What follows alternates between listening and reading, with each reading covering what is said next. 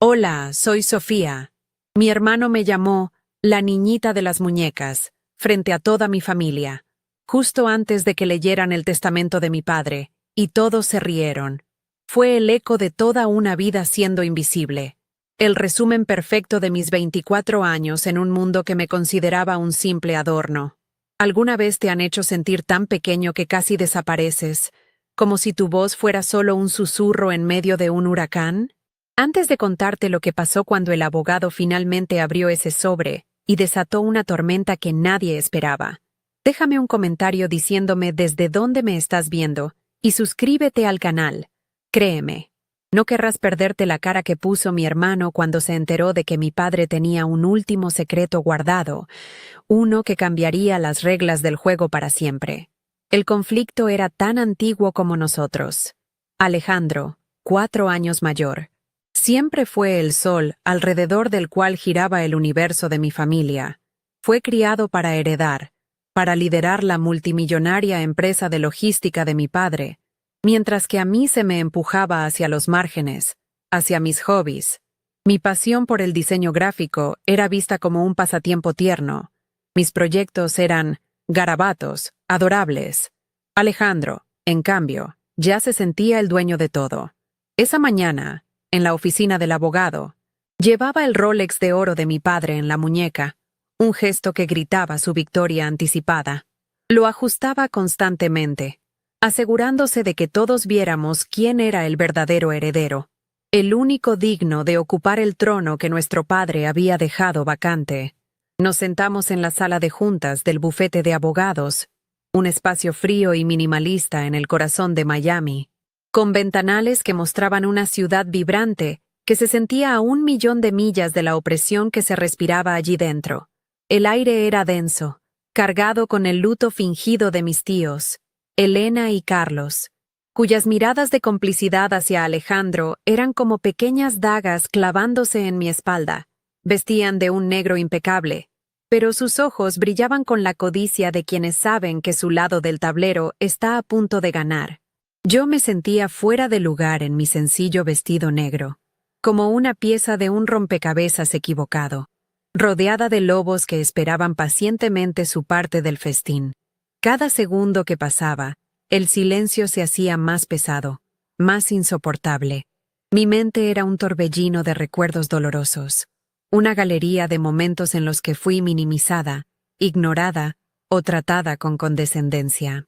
Recordaba las cenas familiares donde Alejandro exponía sus planes para la empresa y recibía aplausos, mientras que mis logros en la Universidad de Arte eran recibidos con un paternalista «Qué lindo, mija». Pero en medio de ese mar de humillaciones, flotaba un recuerdo reciente, una pequeña balsa de esperanza. La última vez que vi a mi padre, unas semanas antes de su muerte, me tomó de la mano. Su agarre era débil, pero sus ojos eran claros. «Sofía», me dijo con una voz rasposa, «hay algunas cosas que necesito arreglar». No entendía a qué se refería, pero esa frase se quedó grabada en mi memoria, un ancla en la tormenta que se avecinaba. El señor Ramírez, el abogado de mi padre durante más de 30 años, finalmente entró en la sala. Era un hombre mayor, de postura recta y una mirada que parecía conocer todos los secretos de nuestra familia. Colocó su maletín sobre la mesa de caoba pulida y sacó una carpeta gruesa. El silencio se volvió casi sagrado, pero antes de que pudiera pronunciar una sola palabra, Alejandro lo interrumpió, incapaz de contener su arrogancia ni un segundo más. Se reclinó en su silla con una sonrisa de suficiencia y dijo, dirigiéndose a nadie y a todos a la vez, «Señor Ramírez, acabemos con esto. Todos sabemos cómo se divide esto. Yo me quedo con la casa de Coral Gables y la empresa. Que ella se quede con sus muñequitas». Una risa ahogada, casi un bufido, escapó de mi tía Elena. Mi tío Carlos sonrió, asintiendo lentamente. Fue en ese instante que el dolor se transformó en algo más. Una oleada de vergüenza ardiente me subió por el cuello, pero justo detrás de ella, sentí una extraña y fría claridad. No lloré, no protesté. Simplemente levanté la barbilla y miré a mi hermano. Realmente lo miré por primera vez en mucho tiempo. Vi la soberbia en sus ojos, la absoluta certeza de su superioridad. Y entendí que esa misma arrogancia era su mayor debilidad. En ese momento, decidí no darle la satisfacción de verme rota. Dejaría que su propio ego construyera el escenario de su caída. Confiaba en las últimas palabras de mi padre. Él había prometido arreglar las cosas. Mientras el eco de la risa de mi tía se desvanecía, mis ojos se encontraron con los del señor Ramírez. Por una fracción de segundo, vi algo en su expresión. No era lástima, sino una especie de complicidad. Una mirada sutil y tranquilizadora que me decía que aguantara, que el espectáculo aún no había terminado. Fue un gesto casi imperceptible, pero para mí fue como si alguien me hubiera lanzado una cuerda en medio del océano. Me aferré a esa mirada, a esa promesa silenciosa de que la justicia, de alguna forma, estaba por llegar. Él sabía algo que los demás ignoraban, y su calma profesional era el único contrapeso a la prepotencia de mi hermano. Se aclaró la garganta, ignorando por completo el comentario de Alejandro. Mis muñequitas. Así las llamaba. Se refería a mi colección de figuras de vinilo y a las muñecas de porcelana que mi padre me regalaba cada cumpleaños. Para Alejandro, eran el símbolo de mi eterna inmadurez, pero para mí eran mis primeras musas. Pasaba horas diseñando y cosiendo pequeños atuendos para ellas, creando mundos en miniatura, practicando las habilidades que ahora me daban de comer. Una de ellas, la última que mi padre me regaló, estaba en mi escritorio en casa. Era una muñeca de diseño, casi una escultura, y él había dicho: «Nunca dejes que nadie te diga que crear belleza es algo pequeño». Su voz resonó en mi cabeza, dándome la fuerza para soportar la humillación de ese momento. Lo que ellos veían como un juguete, mi padre lo había visto como mi futuro. El señor Ramírez ajustó sus gafas y abrió la carpeta que contenía el testamento. El chasquido de los broches metálicos resonó en la sala como un disparo. Colocó el documento sobre la mesa, alisando las páginas con una solemnidad que silenció cualquier murmullo restante. Los ojos de todos estaban fijos en ese fajo de papeles, el árbitro final de nuestro destino familiar. Alejandro se inclinó hacia adelante, su sonrisa ahora tensa por la anticipación. Podía sentir su impaciencia, su necesidad de que su victoria fuera proclamada oficialmente.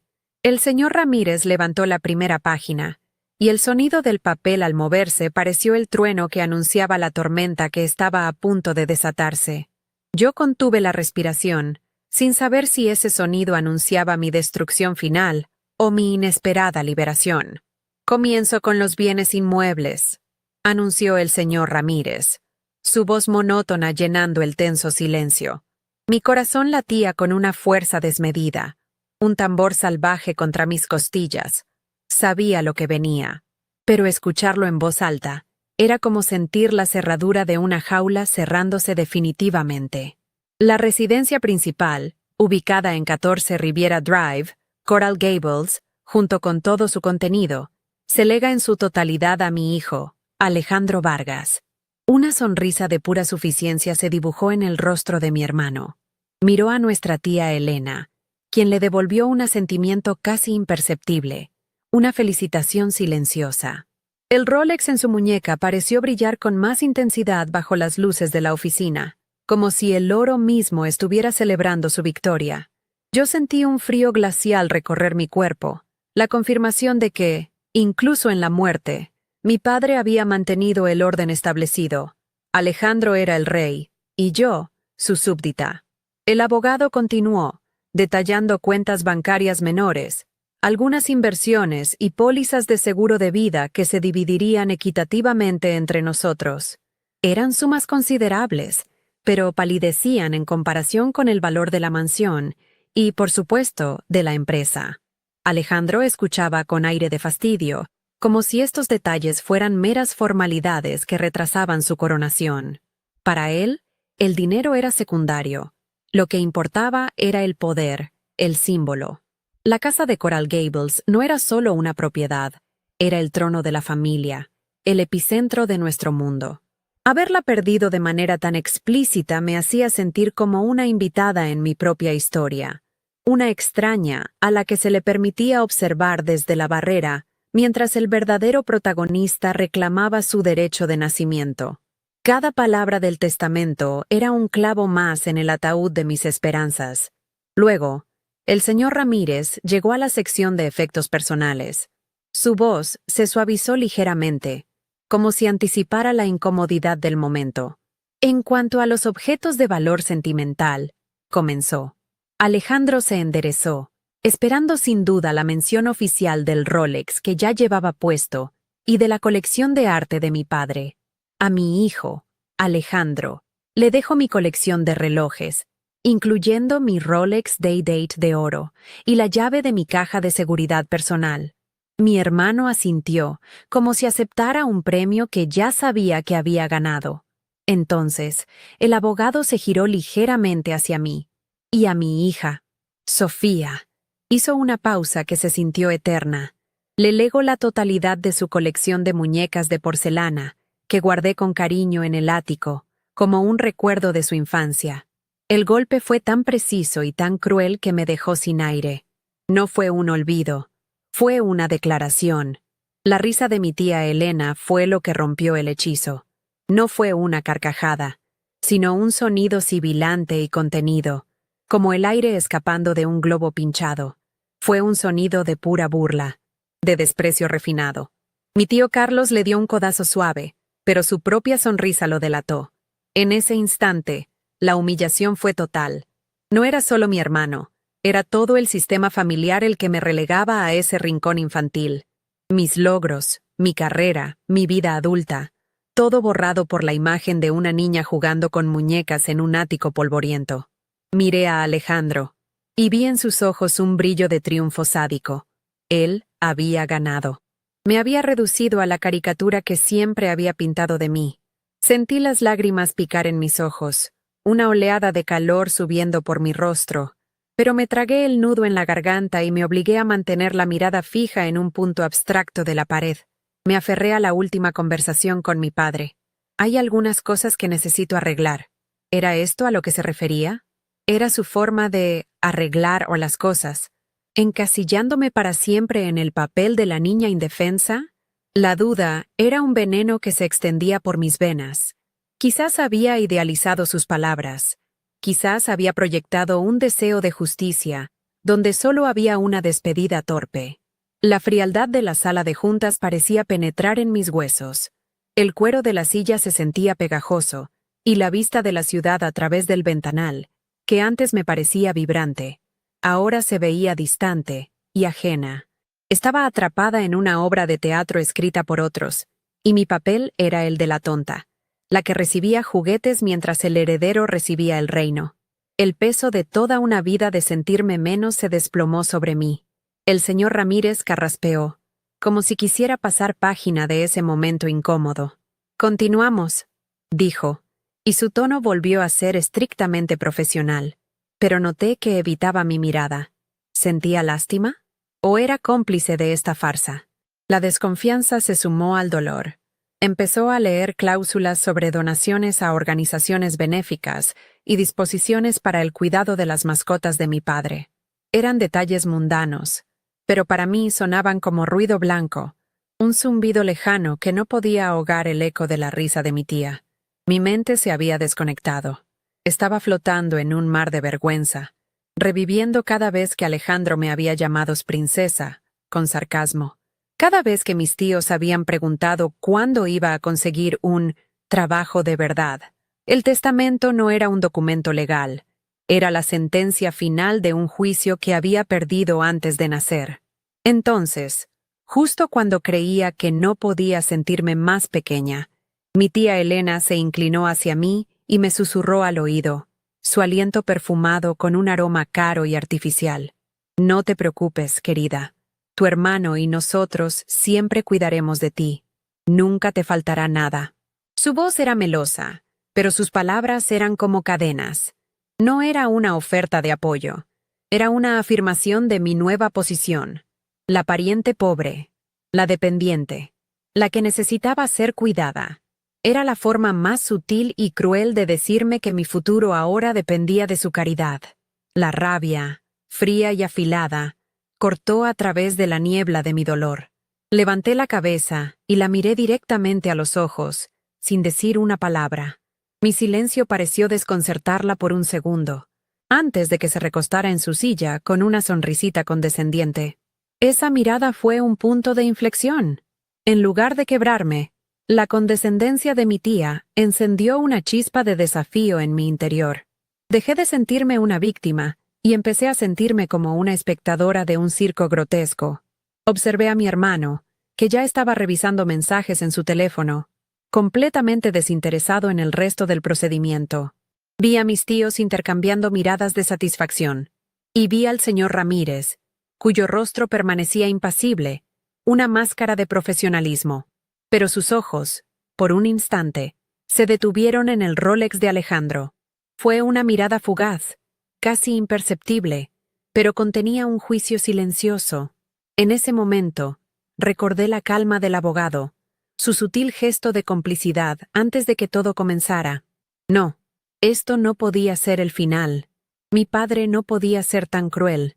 Y eso concluye la lectura de los bienes personales y las propiedades, dijo el señor Ramírez, cerrando la carpeta principal. Alejandro guardó su teléfono y se puso de pie, como si la reunión hubiera terminado. Excelente. Gracias por su tiempo, señor Ramírez. Si nos disculpan, tenemos un almuerzo familiar para celebrar la memoria de mi padre. El cinismo en su voz era palpable. Se estiró la chaqueta de su traje de diseñador, un gesto de un hombre que se siente dueño del mundo. Mi tío Carlos también se levantó, listo para seguir a su nuevo líder. Pero el abogado no se movió. Levantó una mano. Un gesto pequeño pero cargado de autoridad que detuvo a Alejandro en seco. Por favor, siéntese, Alejandro. Aún no hemos terminado. De hecho, ahora llegamos al punto principal del patrimonio. Un silencio desconcertado cayó sobre la sala. Alejandro frunció el ceño, su arrogancia dando paso a una genuina confusión. ¿El punto principal? ¿De qué está hablando? Ya cubrió la casa y las cuentas. Se sentó de nuevo, pero esta vez en el borde de la silla. Su postura ya no era relajada, sino tensa. El señor Ramírez no respondió de inmediato. En su lugar, buscó en su maletín y sacó una segunda carpeta, mucho más delgada que la primera, de un color azul oscuro. La colocó sobre la mesa con un cuidado deliberado. El ambiente cambió instantáneamente. La certeza se evaporó, reemplazada por una creciente intriga. Todos los ojos estaban fijos en esa nueva carpeta, un objeto inesperado que amenazaba con reescribir el guión que todos creían conocer de memoria. Como todos saben, comenzó el señor Ramírez, abriendo la carpeta azul, la joya de la corona del patrimonio de Ricardo Vargas siempre fue su empresa, Logística Vanguardia, S.A. Alejandro soltó una risa nerviosa. Sí, por supuesto que lo era. Y como su único hijo varón y vicepresidente ejecutivo, es obvio a quién le corresponde. No necesitamos más drama para esto. Se pasó una mano por el pelo, un gesto que delataba su creciente impaciencia. Voy a reestructurar toda la junta directiva, empezando por el lunes. Tengo grandes planes que papá nunca se atrevió a ejecutar. Vamos a duplicar las ganancias en 2 años. Hablaba con una confianza desbordante, como si la mera enunciación de sus planes los convirtiera en realidad. Estaba pintando su futuro como el nuevo magnate de Miami, sin darse cuenta de que el suelo bajo sus pies estaba a punto de desaparecer. El señor Ramírez ni siquiera parpadeó ante el discurso de mi hermano. Su rostro era una máscara de impasibilidad profesional, pero sus siguientes palabras fueron como un bisturí, cortando la gruesa capa de arrogancia de Alejandro con una precisión escalofriante. Tus planes son ambiciosos, Alejandro, dijo con una calma que helaba la sangre. Sin embargo, me temo que se basan en una suposición fundamentalmente incorrecta. No levantó la voz, no mostró emoción, pero la firmeza de su tono hizo que cada palabra cayera en la sala como un bloque de granito. El Rolex en la muñeca de mi hermano pareció perder su brillo por un instante, convertido en un simple trozo de metal en lugar del cetro de un rey. La reacción fue inmediata y sísmica. La sonrisa de Alejandro se congeló y luego se desmoronó en una mueca de incredulidad y enfado. ¿Una suposición incorrecta? ¿De qué diablos está hablando? Soy el vicepresidente. Soy su hijo. La empresa es mía. Su voz, antes tan segura, ahora tenía un filo de pánico. Se giró para buscar el apoyo de nuestros tíos, pero sus rostros reflejaban su propia confusión. La mirada de complicidad de mi tía Elena se había transformado en una máscara de ansiedad, y mi tío Carlos se removió en su asiento, visiblemente incómodo. Por primera vez en mi vida, vi una grieta en la fachada inexpugnable de mi familia, y en esa grieta, una extraña y diminuta luz comenzó a brillar para mí.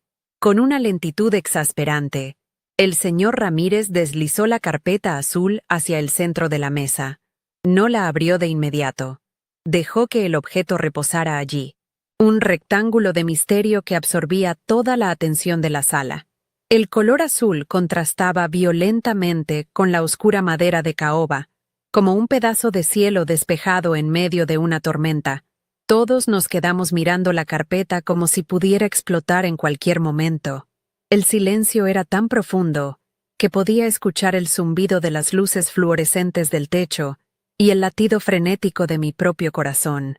El abogado parecía disfrutar de la tensión que había creado. Un director de orquesta a punto de dar la señal para el crescendo final. Cada segundo que pasaba era una tortura para mi hermano. Finalmente, el señor Ramírez abrió la carpeta. Dentro no había un testamento voluminoso, sino apenas unas pocas hojas. Extrajo un único documento, una sola página, y la deslizó suavemente por la superficie pulida de la mesa, hasta que se detuvo justo frente a Alejandro. Mi hermano la miró con desdén, como si fuera un insecto molesto. Luego, sus ojos recorrieron el encabezado y su ceño se frunció. «¿Qué es esto?», espetó, su voz teñida de irritación. «Acta de la reunión extraordinaria de la Junta Directiva, 15 de mayo. Levantó la vista hacia el abogado, buscando una explicación. Yo estuve en esa reunión. Fue una simple formalidad para aprobar el presupuesto del próximo trimestre. No hubo nada extraordinario en ella. El señor Ramírez esbozó la primera sonrisa del día, aunque no llegó a sus ojos. Era una sonrisa afilada, casi depredadora. «No, Alejandro. Tú estuviste en la reunión de la mañana, la que fue una formalidad», corrigió suavemente. «Esta acta corresponde a una segunda reunión, celebrada esa misma tarde, una a la que solo asistieron tu padre, yo y 2 testigos externos. Una reunión de la que no existen registros en las oficinas de la empresa, por petición expresa de tu padre». La revelación cayó en la sala con el peso de una sentencia. Una reunión secreta. Mi padre, el hombre que siempre pareció un libro abierto en los negocios, había estado moviendo piezas en un tablero oculto, lejos de la mirada de su heredero designado. La cara de Alejandro pasó del rojo al pálido en cuestión de segundos. Se levantó de un salto, golpeando la mesa con la palma de la mano.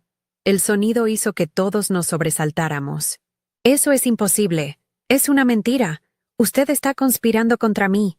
Su voz retumbó en la sala, la primera explosión real de la mañana. «Cualquier decisión tomada a mis espaldas es ilegal. La impugnaré. Lo destruiré, Ramírez». La amenaza flotó en el aire, cruda y desesperada. Su máscara de control se había hecho añicos, revelando al niño furioso que siempre había sido, acostumbrado a que el mundo se doblegara a su voluntad. Pero el señor Ramírez no se inmutó. Permaneció sentado, observándolo con una calma casi insultante. Fue mi tía Elena quien intentó apagar el fuego, aunque sus manos temblaban ligeramente al alisar su vestido. «Alejandro, cálmate», dijo, aunque su voz carecía de convicción.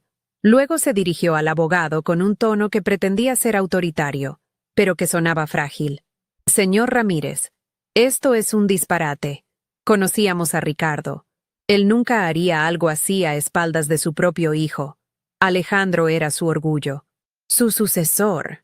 Esto debe ser un error, o algo peor». La insinuación era clara. Acusaba al abogado de falsificación o manipulación. La lealtad del clan se estaba reagrupando, tratando de construir un muro contra la verdad que amenazaba con derrumbar su mundo. El abogado suspiró, un sonido cansado pero firme. «Elena, Conocías una versión de Ricardo. La versión que él quería que vieran, respondió. Y esta vez su mirada se posó en mí por un instante. Un destello de entendimiento que me erizó la piel. Volvió a dirigirse a Alejandro, que seguía de pie, respirando con dificultad. Tu padre te amaba, Alejandro, pero no era ciego. Vio tu arrogancia, vio cómo tratabas a tu hermana, y temió que tu ambición destruyera el legado que él construyó con tanto esfuerzo. Esta reunión no fue un acto de traición, fue un acto de preservación. Cada palabra era un golpe directo al ego inflado de mi hermano, desmantelando la imagen que tenía de sí mismo, pieza por pieza. En ese momento, todo encajó en mi cabeza. Las palabras de mi padre, hay algunas cosas que necesito arreglar, ya no sonaban como una disculpa vaga, sino como el plan de batalla de un general. Recordé su mirada, cansada pero lúcida. No estaba renunciando, estaba ejecutando su última jugada. La colección de muñecas, esa humillación deliberada, ahora parecía diferente. No era un insulto final, era una distracción. Un señuelo diseñado para que Alejandro y los demás se centraran en los símbolos obvios de poder. La casa, el Rolex, los objetos personales, mientras el verdadero premio se movía silenciosamente en otra dirección. Mi padre no me había abandonado. Me había estado protegiendo de la única manera que sabía. El señor Ramírez miró a mi hermano directamente a los ojos, su voz ahora desprovista de toda suavidad, dejando solo el frío acero de la ley. Así que, antes de que hablemos de quién heredará Logística Vanguardia S. Hay un hecho crucial que debes entender, Alejandro, dijo, haciendo una pausa para asegurarse de que tenía la atención inquebrantable de todos. La tensión era tan densa que se podía cortar con un cuchillo. Alejandro lo miraba con una mezcla de odio y miedo, como un animal acorralado. Y ese hecho es que la empresa ya no formaba parte del patrimonio personal de tu padre al momento de su muerte. La bomba había sido lanzada. No la explosión final, pero sí la que volaría por los aires los cimientos de todo lo que mi hermano creía suyo. El silencio que siguió a las palabras del señor Ramírez fue absoluto, tan denso y pesado que parecía tener una forma física. Era como si el sonido mismo hubiera huido de la habitación, temeroso de lo que vendría después. Alejandro se quedó inmóvil, con la boca ligeramente abierta, una estatua de pura incredulidad.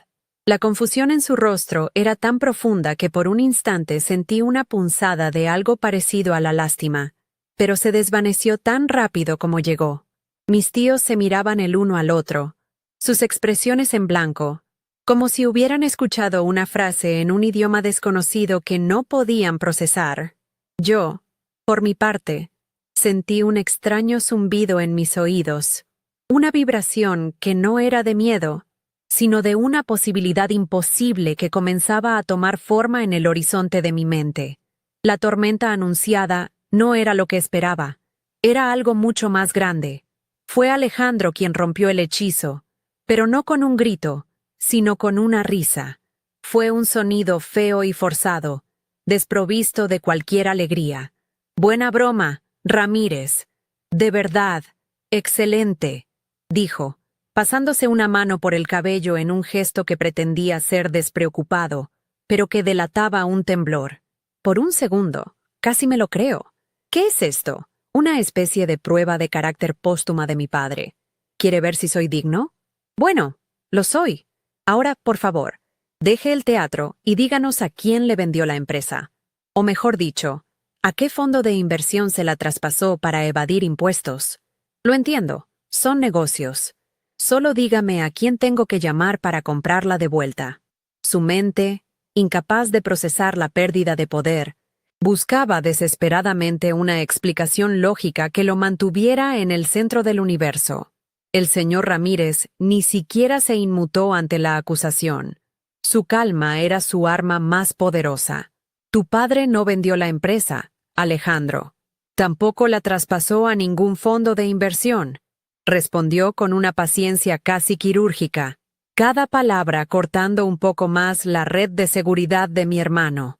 Lo que hizo fue mucho más simple y, a la vez, mucho más complejo. llevó a cabo una reestructuración corporativa completa. Logística Vanguardia S.A. fue disuelta como entidad, y sus activos, contratos y operaciones fueron absorbidos por una nueva compañía holding, creada con el único propósito de administrar ese legado.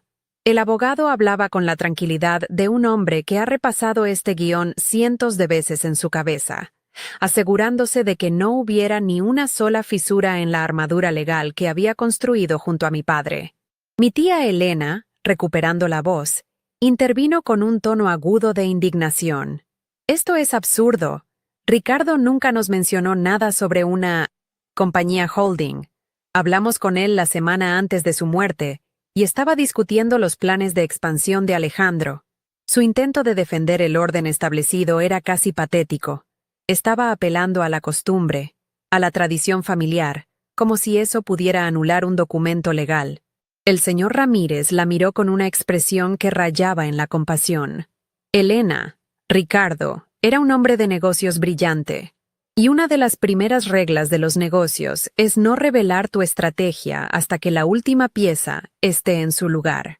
Él protegió esta información con sumo cuidado, precisamente para evitar el tipo de presión y manipulación que sin duda habría surgido si lo hubiera hecho público.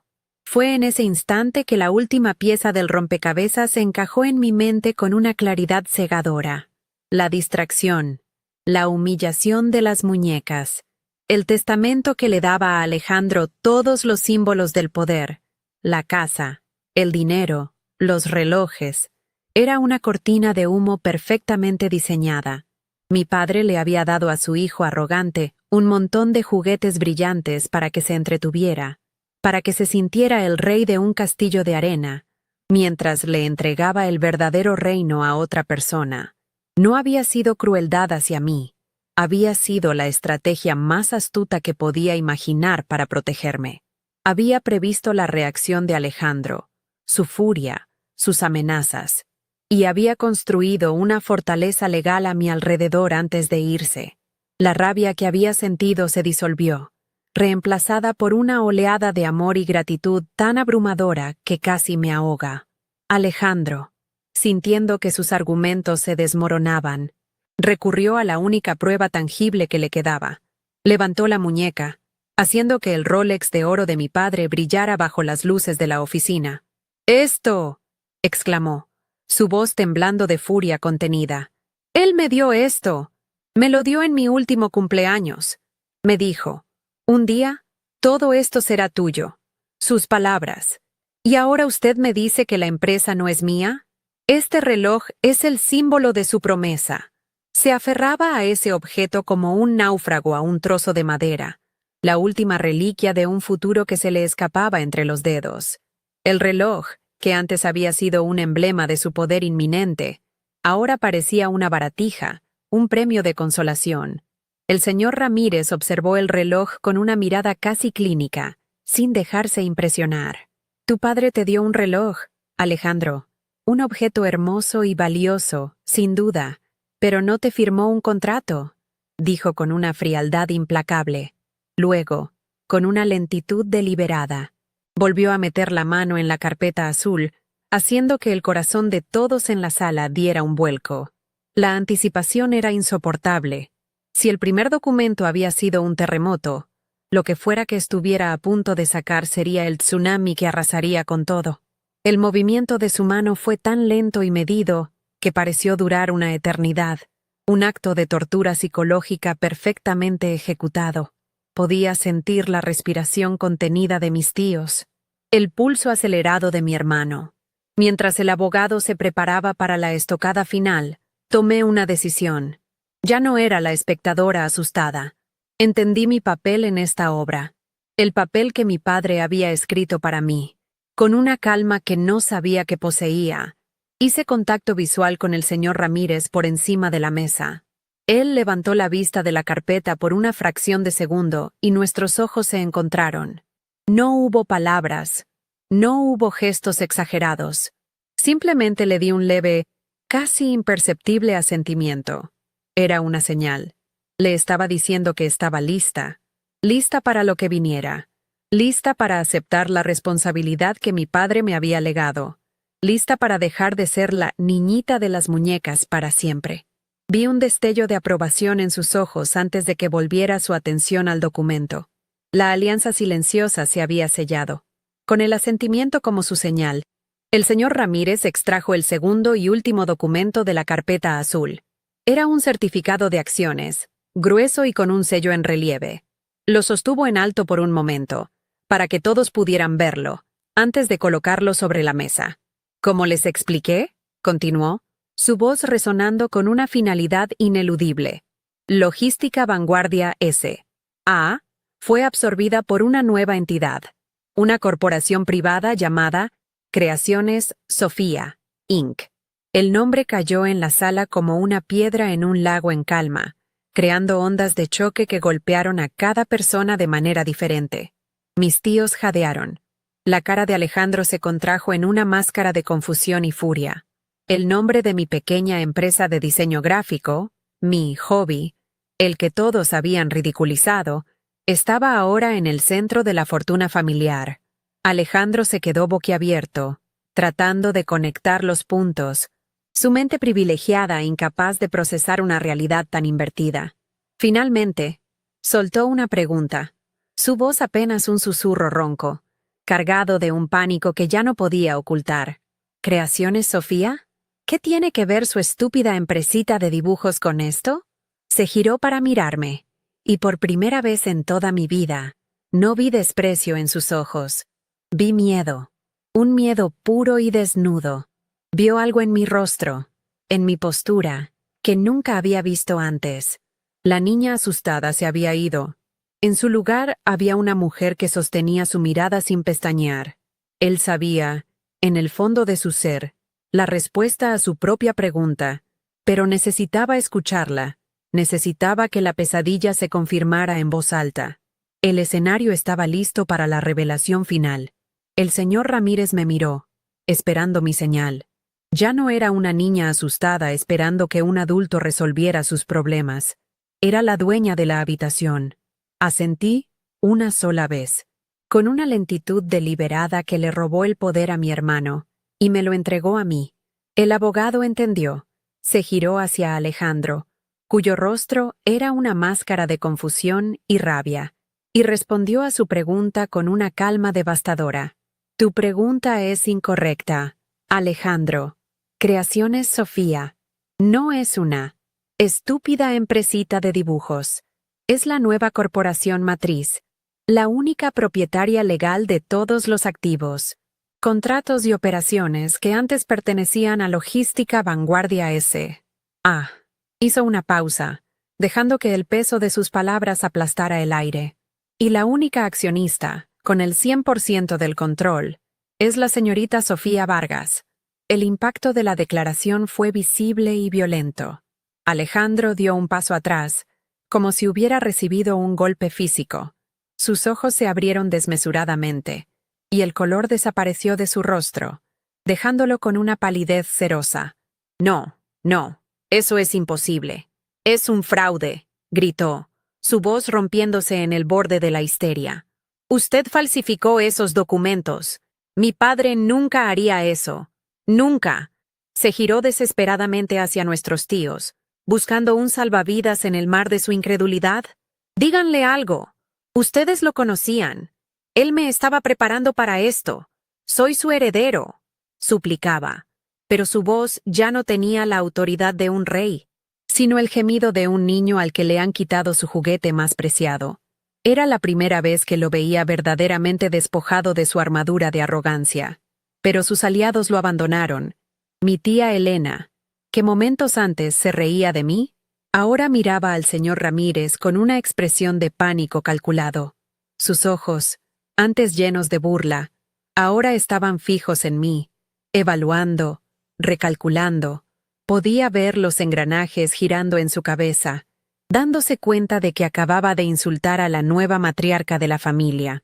Mi tío Carlos simplemente se hundió en su silla, evitando la mirada de todos, como si quisiera volverse invisible. Su silencio fue la traición más elocuente. En un instante, Alejandro dejó de ser el futuro, el poder, el centro de su universo. Se convirtió en un obstáculo, un mal negocio. La lealtad de mi familia, como siempre sospeché, no estaba ligada a la sangre, sino al balance de la cuenta bancaria. Para aniquilar cualquier duda, el señor Ramírez sacó otro documento de la carpeta azul. No era un papel legal, sino una carta personal, escrita con la caligrafía temblorosa pero firme de mi padre. Ricardo anticipó tu reacción. Alejandro, por eso dejó esto, dijo el abogado, y su voz se suavizó por primera vez, teñida de la tristeza de un amigo que cumple una última y dolorosa promesa. Me pidió que leyera un fragmento si era necesario. Se aclaró la garganta y leyó. A mi hijo, Alejandro, te di todas las oportunidades, todas las ventajas, pero confundiste el privilegio con el derecho. Tu ambición es grande, pero tu soberbia es mayor. Temo que si te entrego mi legado, lo convertirás en cenizas para calentar tu propio ego. Has pasado años tratando de apagar la luz de tu hermana, sin darte cuenta de que su luz es precisamente lo que esta empresa necesita para brillar en el futuro. Cato, cada palabra de mi padre fue un bálsamo para heridas que ni siquiera sabía que seguían sangrando. No había sido indiferente. Había estado observando. Vio cada burla, cada gesto de desprecio, cada vez que me hicieron sentir pequeña. La transferencia secreta de la empresa no fue solo una decisión de negocios. Fue su forma de pedir perdón. Fue su manera de arreglar las cosas, de equilibrar la balanza de toda una vida de injusticia. No me había defendido con palabras cuando estaba vivo, porque sabía que las palabras no detendrían a Alejandro. Así que usó su poder, su silencio y su astucia para construirme una fortaleza inexpugnable. Las lágrimas que había estado conteniendo finalmente brotaron, pero no eran de dolor ni de humillación, eran de gratitud. De un amor póstumo que por fin se sentía real y tangible. Alejandro, completamente destrozado, hizo un último y patético intento de aferrarse a su realidad rota. Levantó la muñeca, el Rolex de oro brillando como una estrella moribunda. «Pero el reloj», gritó, su voz quebrada. Me dio su reloj, el símbolo de su legado. Me prometió que todo esto sería mío. El objeto, que había sido su corona, su cetro y su derecho divino. Ahora no era más que un recordatorio de todo lo que había perdido. Era la cáscara vacía de una promesa que él había malinterpretado por completo, un trofeo de una carrera que creía haber ganado, sin darse cuenta de que competía en la pista equivocada. Su poder se había basado en símbolos, y ahora que los símbolos se revelaban huecos, él también lo estaba. Fue entonces cuando hablé. Mi voz salió tranquila, clara y firme, cortando el aire tenso de la habitación. Todos se giraron para mirarme, sorprendidos, como si una de las muñequitas del ático hubiera cobrado vida de repente. Miré a mi hermano directamente a los ojos, sin rastro de miedo, solo con una infinita y triste claridad. ¿Te dio un reloj, Alejandro?, dije suavemente. Un recuerdo de su tiempo. A mí me dio su confianza, y el futuro. La simplicidad de la frase pareció golpearlo más fuerte que cualquier grito o acusación. Le quité el último vestigio de su poder simbólico, dejando al descubierto la cruda verdad. Mi padre le había dado un objeto, pero a mí me había entregado la responsabilidad, el legado y, sobre todo, el respeto que siempre le había negado en vida. Y entonces, sucedió algo inesperado. Miré su rostro descompuesto, el inútil Rolex en su muñeca, las caras pálidas y codiciosas de mis tíos, y la ironía de toda la situación me golpeó. La niñita de las muñecas, la que hacía garabatos, era ahora la dueña de todo. La absurdidad era tan grande, tan poética, que una pequeña risa escapó de mis labios. Fue un sonido extraño en el silencio sepulcral, un pequeño burbujeo de alivio que rompió la superficie de mi dolor. Mi tía Elena me miró como si me hubiera vuelto loca, y esa mirada, su pura y estupefacta confusión, fue la chispa que encendió la llama. La risa creció, saliendo desde lo más profundo de mi ser. No era una risa de malicia ni de triunfo cruel. Era una risa de liberación. Me reí por los 24 años de sentirme invisible. Me reí por cada condescendencia, por cada «qué lindo, mija». Me reí por la expresión de pánico en el rostro de Alejandro, el bully que acababa de descubrir que su víctima tenía el poder de desalojarlo de su propio castillo. Las lágrimas corrían por mis mejillas, pero ahora se mezclaban con una alegría salvaje y catártica. Era el sonido de mis cadenas rompiéndose, una por una, el sonido de Sofía, la diseñadora, la artista, la mujer, naciendo de las cenizas de la niña que todos habían intentado enterrar. Cuando la risa finalmente se calmó, un nuevo silencio se instaló en la sala, pero era un silencio diferente. Ya no era opresivo, sino vacío, un espacio limpio esperando ser llenado. Me sequé las lágrimas con el dorso de la mano y miré a mi familia. Ya no veía gigantes. Veía a un hombre roto, a dos parientes oportunistas y a un abogado que había honrado la última voluntad de su amigo. Me puse de pie, y el movimiento fue una declaración. Alicé mi vestido negro, sintiéndome por primera vez cómoda en mi propia piel. Miré al señor Ramírez y le dije con una voz que ya no era un susurro, sino un comando. Señor Ramírez, creo que hemos terminado aquí. Por favor, programe una reunión conmigo para el lunes por la mañana. Tenemos mucho trabajo que hacer. Sin mirar a nadie más, me di la vuelta y caminé hacia la puerta. Cada paso resonaba en el suelo de mármol, no como los pasos de una niña que huye, sino como los de una reina abandonando una corte que ya no le servía. No volví la vista atrás. No necesitaba ver sus rostros para saber que había ganado. No solo había heredado una empresa, había heredado mi propia vida. El eco de mi risa aún flotaba en el aire. La banda sonora de mi revolución silenciosa. La niñita de las muñecas acababa de guardar a todos los demás en su caja. Y por fin, era libre. El aire de la calle, denso y cargado con el calor húmedo de Miami, me golpeó como una bienvenida. Fue el primer respiro real que tomé en días, quizás en años. Mientras me alejaba del imponente edificio de cristal y acero, no sentí la necesidad de llamar a un taxi o a un auto de lujo. Simplemente caminé. Mis tacones hacían un sonido decidido sobre la acera, un ritmo constante que marcaba el comienzo de mi nueva vida. No fui a la mansión de Coral Gables, un lugar que ahora se sentía como un mausoleo de recuerdos agridulces. Fui a mi pequeño apartamento, mi refugio, el único lugar que siempre había sido verdaderamente mío.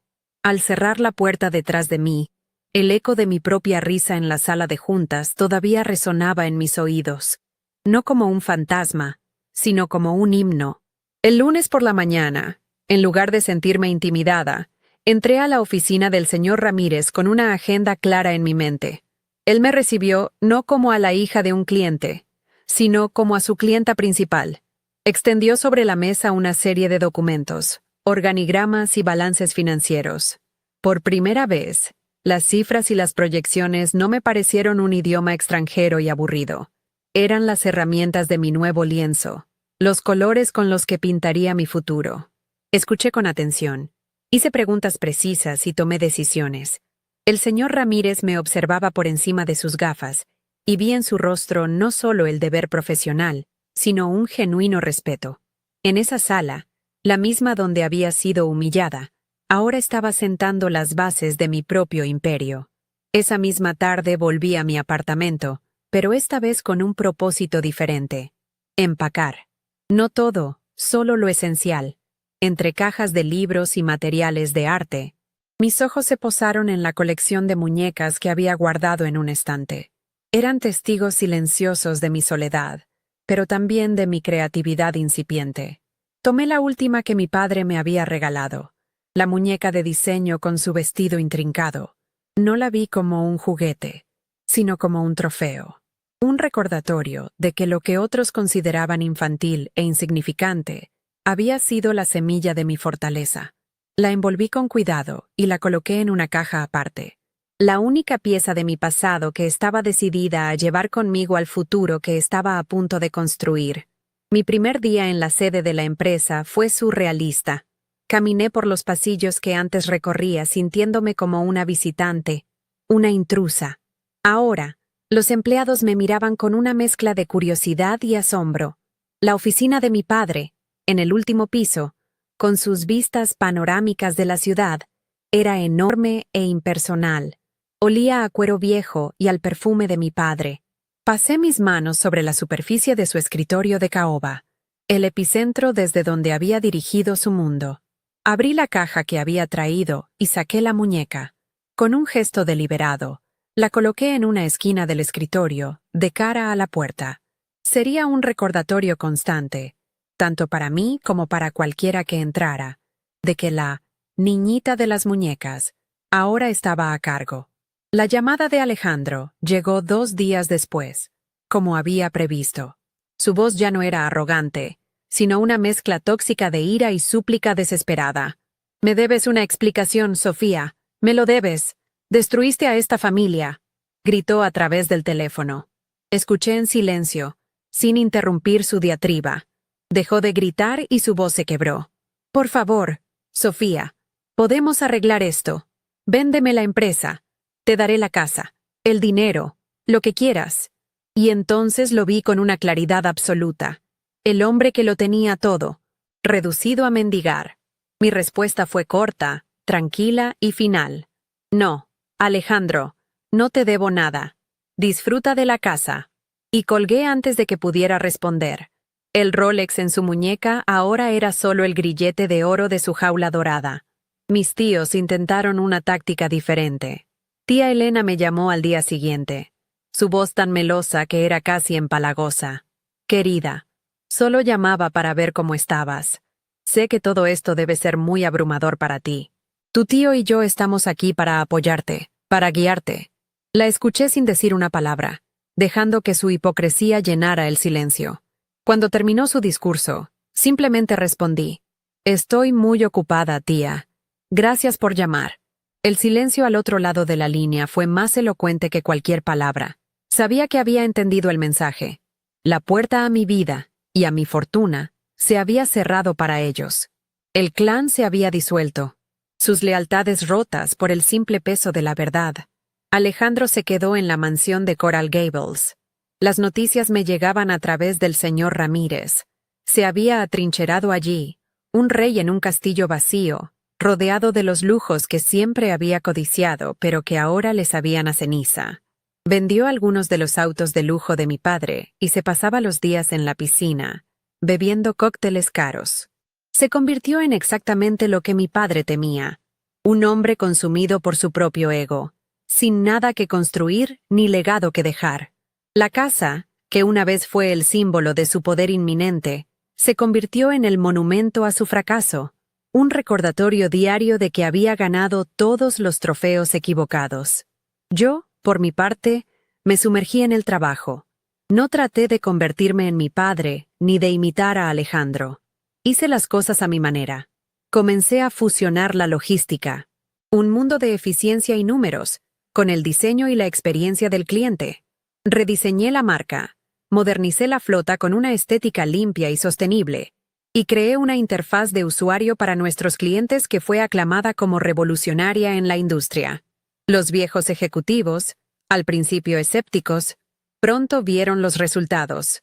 Las ganancias aumentaron, pero lo más importante, la moral de la empresa se disparó. Estaba construyendo algo más que una fortuna. Estaba construyendo un legado basado en la creatividad, la empatía y la visión, no en la arrogancia. Unos meses después, en una tarde tranquila, visité el cementerio. Me senté junto a la lápida de mármol de mi padre, sin flores, solo con mis pensamientos. Ya no sentía rabia ni confusión. Miré su nombre grabado en la piedra y sentí una extraña paz. Mi padre no fue un hombre perfecto. Su silencio me hirió durante años, pero al final, en su último acto, no me dio dinero ni propiedades. Me dio algo mucho más valioso, la oportunidad de ser yo misma y la confianza de que podía hacerlo. Me había dado el poder de reescribir mi propia historia, y mientras el sol de Florida se ponía, le susurré un simple «gracias» al viento, sabiendo que, de alguna manera, él podía oírme. Lo que aprendí en ese viaje desde el frío suelo de la oficina de un abogado hasta el sillón de presidenta de mi padre, no tiene que ver con el dinero ni con la venganza. La lección más profunda, la que quiero compartir contigo, es que el mundo a menudo intentará ponerte en una caja, darte una etiqueta y decirte quién eres. Te llamarán la niñita de las muñecas, el soñador, el débil. Te darán un guión y esperarán que lo sigas. Pero el verdadero poder no reside en romper esa caja, sino en transformarla en tu trono. En tomar la etiqueta que usaron para herirte y convertirla en tu corona. Toda mi vida me trataron como a una muñeca, algo para mirar, para adornar, pero sin voz ni voluntad propia. Y al final, como dice el dicho, mi padre me dio el poder para meterlos a todos en su propia caja. Pero la ironía más grande es que mi fortaleza nunca estuvo oculta. Siempre estuvo a la vista de todos, en mis garabatos, en mis diseños, en las horas que pasé creando belleza en silencio mientras mi hermano hacía ruido. Mi superpoder era precisamente aquello que ellos despreciaban. Era mi capacidad de ver el mundo de manera diferente, de construir en lugar de dominar, de crear en lugar de heredar. La historia de mi familia me enseñó que hay dos tipos de poder. Está el poder ruidoso, el que se exhibe en un reloj de oro y se impone con arrogancia. Ese poder es frágil, porque depende de la admiración y el miedo de los demás. Pero luego está el poder silencioso, el que se cultiva en la soledad, se nutre de la pasión y se construye con competencia. Ese poder es inquebrantable, porque no viene de fuera, sino de dentro. No necesita la aprobación de nadie para existir, y cuando finalmente se revela, no necesita gritar. Su sola presencia cambia el equilibrio de la habitación para siempre. Y por eso te cuento esto. Porque sé que ahí fuera hay muchas personas que se sienten como yo me sentí. Invisibles, subestimadas, relegadas a un segundo plano mientras otros, más ruidosos y más seguros, se llevan todo el crédito. Quiero que sepas que tu valor no lo define la opinión de los demás. Tu pasión, por muy pequeña o inútil que le parezca a tu familia o al mundo, es el motor de tu verdadero potencial. No dejes que su falta de visión limite el tamaño de tu cielo. Mi padre, con todos sus defectos, me dio el regalo más grande en su último acto. No fue una empresa multimillonaria, fue la validación. Fue su forma de decir, te vi todo este tiempo, vi tu luz, incluso cuando intentaban apagarla. Me dio la oportunidad no de vengarme, sino de demostrarme a mí misma que la niña que jugaba con muñecas siempre fue una arquitecta esperando los planos correctos para construir su propio mundo. Y eso es algo que ningún testamento puede quitar. La pregunta que quiero dejarte es esta. ¿Cuál es esa parte de ti que has mantenido oculta o que has permitido que otros menosprecien? ¿Cuál es esa muñeca, ese hobby, que en realidad contiene la clave de tu verdadera fuerza? No esperes a que alguien más te dé permiso para valorarlo. Tu historia es tuya, y solo tú tienes el poder de decidir cómo termina. Si este viaje te ha inspirado o te ha hecho sentir comprendido, déjame un comentario contándome cuál es esa pasión que te define, esa que nunca dejarás que nadie te quite. Y antes de irte, suscríbete al canal y activa las notificaciones. Hay un universo de historias como la nuestra esperando ser contadas. Y juntas, podemos construir una comunidad donde ninguna voz sea jamás considerada demasiado pequeña. Tu historia también merece ser la protagonista.